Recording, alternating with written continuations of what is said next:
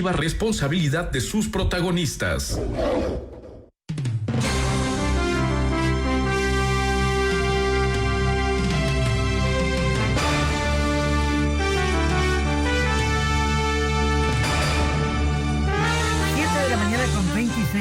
Amigos y amigas, a partir de hoy se desarrolla la audiencia de juicio por peculado en contra de Fernando Alvarado.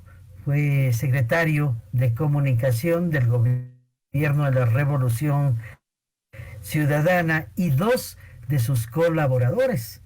Ha pasado más de un año, nos recordaba hace unos instantes y en off el doctor Mauricio Alarcón, con quien estamos en contacto. El doctor Alarcón es el director ejecutivo de la Fundación Ciudadanía y Desarrollo. Doctor, bienvenido. De todas maneras, no hay plazo que no se cumpla, parecería ser bienvenido. Buen día, querida Carmen, y un saludo a quienes nos escuchan a través de la señal de Noti-Hoy y Radio Centro.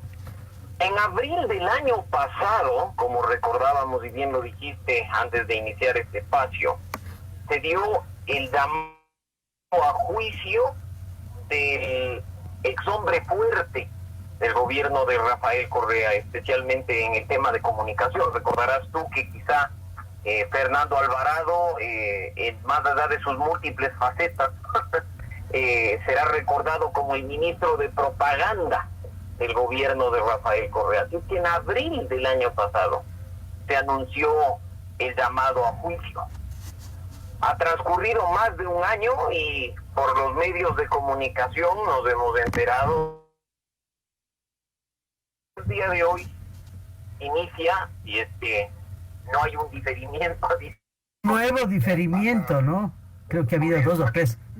Dos diferimientos específicamente pedidos por el señor Alvarado. Así es que veamos si finalmente hoy inicia este proceso que se sigue no solo en contra de Alvarado, sino de otros funcionarios de la Secretaría de Comunicación por el presunto cometimiento de peculado.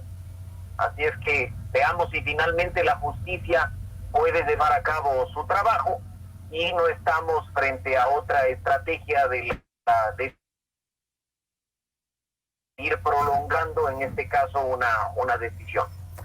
Creo que en este punto también es importante mencionar, a propósito de los tiempos, en que quizá uno de los temas fundamentales para hablar de una justicia independiente es que todos los ciudadanos sean tratados por igual, y esto precisamente significa que se respeten los plazos, se respeten los términos en un proceso como el que se sigue. No puede ser que en unos casos la justicia sea celerísima y en otros casos quizá no debería decirlo, pero de manera selectiva demore más algo tan básico y elemental como instalar la audiencia de juicio.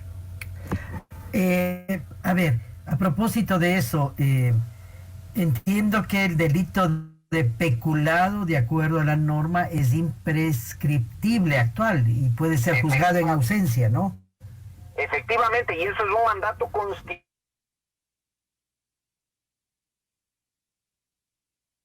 relacionados precisamente con el cometimiento de actos de corrupción que, de acuerdo con nuestra norma constitucional, no prescriben. Y para que nuestra audiencia comprenda perfectamente qué implica esto, es que la norma general en los delitos, relacionada con los delitos en un proceso penal, es que exista prescripción de la acción y prescripción de la pena. Es decir, un plazo después del cual ya no se puede iniciar una acción respecto del momento en que se cometió un delito, o un plazo después del cual ya simplemente la pena que se le dio a una persona prescribe, es decir, ya no hay pena, caduca la pena en definitiva.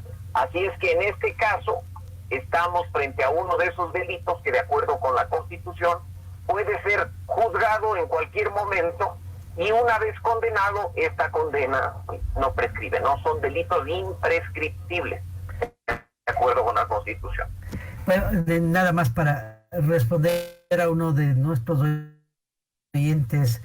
En efecto, Fernando Alvarado fue aquel ciudadano que se retiró el dispositivo de vigilancia que mantenía como parte de su medida cautelar y es un gestito pues de agradecimiento a los funcionarios del Ministerio de Justicia. Así de cínico, diría yo, doctor. Nos lo recordaba un oyente. Así como el refrán popular que tú mencionabas al inicio, en cuanto a los tiempos, yo menciono el que en estos casos es, creo, perfectamente aplicable. El que nada debe, nada teme. Y el hecho de que se inicie un juicio, si es que uno sabe que no ha cometido el delito, si es que hay pruebas que me exculpan de cualquier acusación, pues simplemente me quedo y enfrento a la justicia, consciente, como dice nuestro ordenamiento jurídico, que hay medidas cautelares, como la prisión preventiva, como la prohibición de salida del país y como otras tantas, y pues simplemente me quedo y afronto. En el caso del señor Alvarado, simplemente se le dictó la orden de utilizar grillete electrónico para impedir su salida del país, en definitiva, monitorear sus movimientos, pero recordarán, como bien menciona el oyente, que el señor Alvarado agarró su camino y se mandó a cambiar, incluso dejó botado el grillete por alguna parte de los sectores de Quito, ¿no? Así es que es un prófugo de la justicia en este momento. Ahora, este prófugo, según se conoce, está en Venezuela. ¿Podría hacerse alguna gestión o imposible, dadas las condiciones del gobierno de Maduro y del socialismo del siglo XXI, pues que parecería son parte de toda esta organización? Partamos de algo que creo que sí es digno de destacar, ¿no? La coherencia del señor Alvarado de refugiarse en un país que defiende los principios que él también defendía, ¿no? O sea, no se fue a Estados Unidos, no se fue a Europa, pues decidió irse a la libre Venezuela. Así es que ahí me imagino estará fungiendo de asesor probablemente del gobierno de Maduro, y eso difícilmente lo sabremos. En este caso, más allá de hablar de, por ejemplo, un asunto de extradición, decir que la situación de Venezuela también es crítica, en el sentido de que hay una justicia optada por el Ejecutivo. Recordemos que quienes en última instancia definen un proceso de extradición, cuando una persona es requerida por la justicia de otro país, es el más alto tribunal de justicia del país, que en este caso aloja a Alvarado, es decir, Venezuela. Y ese Tribunal Supremo de Justicia en Venezuela ha sido cuestionado a nivel internacional, a nivel del sistema interamericano, a nivel de Naciones Unidas, por ser un órgano politizado al servicio del gobierno venezolano. Doctor, usted realizó y su organización han realizado un seguimiento permanente a lo que significa la libertad de expresión. ¿Cuáles fueron las acciones de los hermanos Alvarado?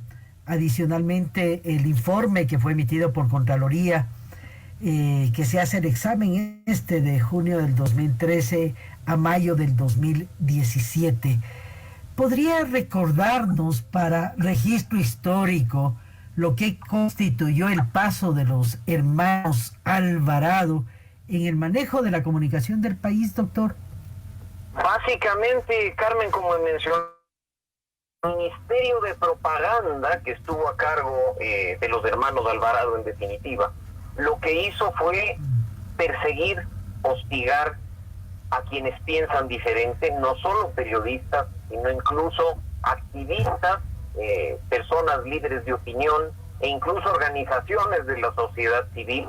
También se encargó de imponer contenidos en los medios de comunicación, haciendo uso y abuso de las cadenas nacionales, y por supuesto, y relacionado precisamente con esta causa, fueron los responsables de inundarnos cada sábado durante varias horas de las conocidas sabatinas, estos espacios en los que el expresidente ordenaba cómo debían actuar el resto de funciones del Estado, ordenaba cómo debía actuar la justicia.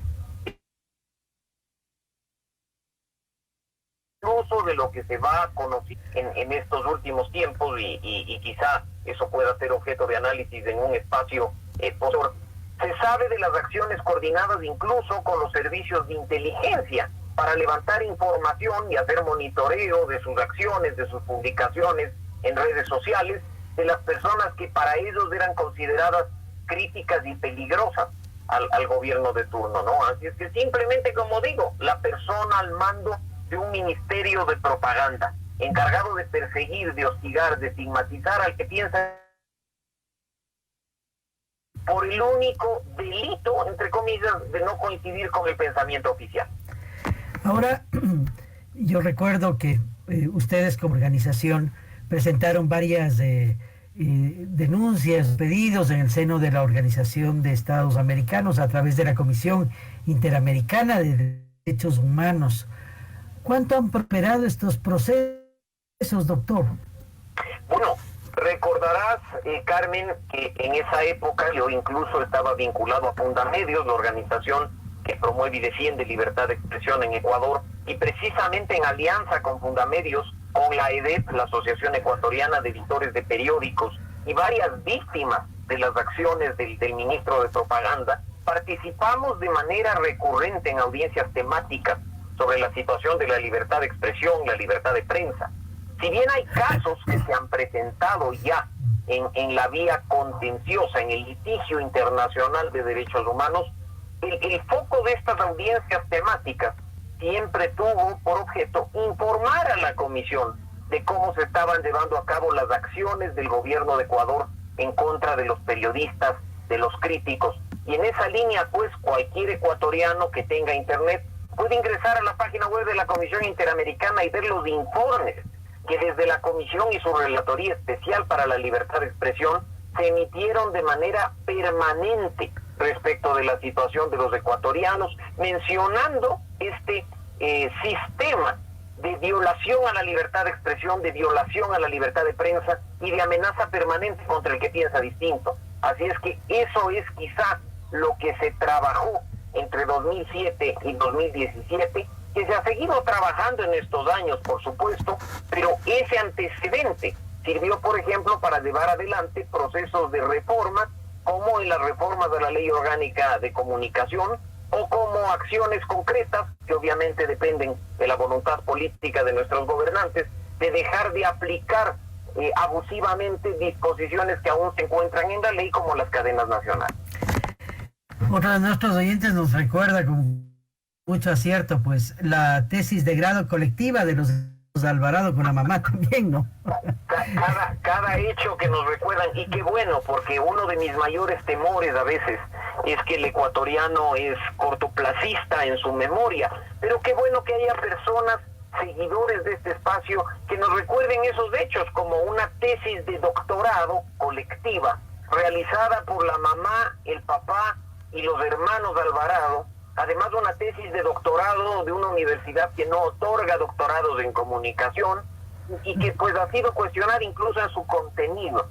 Qué bueno que recordemos eso, porque lamentablemente hoy, Carmen, mucha gente cree que para hablar de corrupción es necesario que exista alguna vinculación con mal uso de recursos públicos.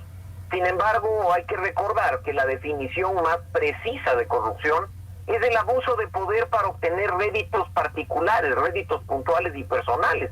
No necesariamente implica un tema de mal manejo de recursos públicos. Y en este caso, obviamente, haciendo uso y abuso del poder que ostentaba la familia Alvarado, recordarás tú que hasta la mamá fue cónsul de Ecuador en Costa Rica, pues ostentando abusivamente ese poder, terminaron hasta obteniendo títulos que a la larga son inexistentes. Ahora, ¿cuál debería ser la expectativa ya desde la visión jurídica? ¿Qué alcance tiene la audiencia de hoy? ¿Qué implica? ¿Qué expectativa jurídica existe, doctor? Bueno, en este caso estamos frente a una audiencia de juicio, es el inicio del proceso. Para resumir los hechos a nuestra audiencia, la primera fecha fue planteada inicialmente para el 23 de enero, sin embargo, tanto la Fiscalía como la defensa de Alvarado pidió diferimiento. En marzo iba a haber la segunda audiencia, se produjo la situación excepcional y de emergencia del COVID que hasta el día de hoy vivimos, y pues se dio un nuevo diferimiento para el 25 de junio, y pues finalmente un nuevo diferimiento terminó fijando la fecha para hoy a partir de las 9 de la mañana. Lo que en definitiva vamos a saber el día de hoy es cómo inicia el proceso. Vamos a escuchar a las dos partes y simplemente pues avanza el proceso.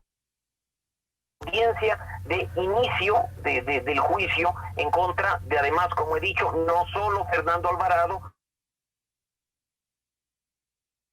exfuncionario y la secretaria de Comunicación, Pablo Llanes y Galo Pacheco, y un proveedor de servicios, un contratista del Estado, el señor Carlos Bravo. Lamentablemente también indicador, ¿no?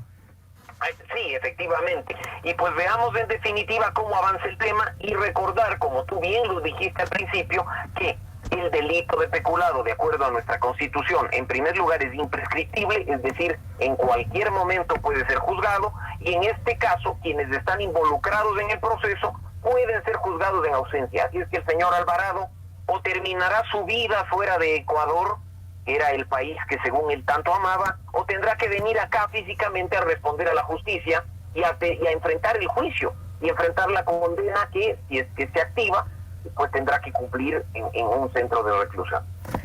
Bien, ya hemos hablado apenas de un pálido reflejo de lo que constituyó para el libre pensamiento la administración de los Alvarado, la acción de los Alvarado en el transcurso de los 10 años del Correato, ¿no?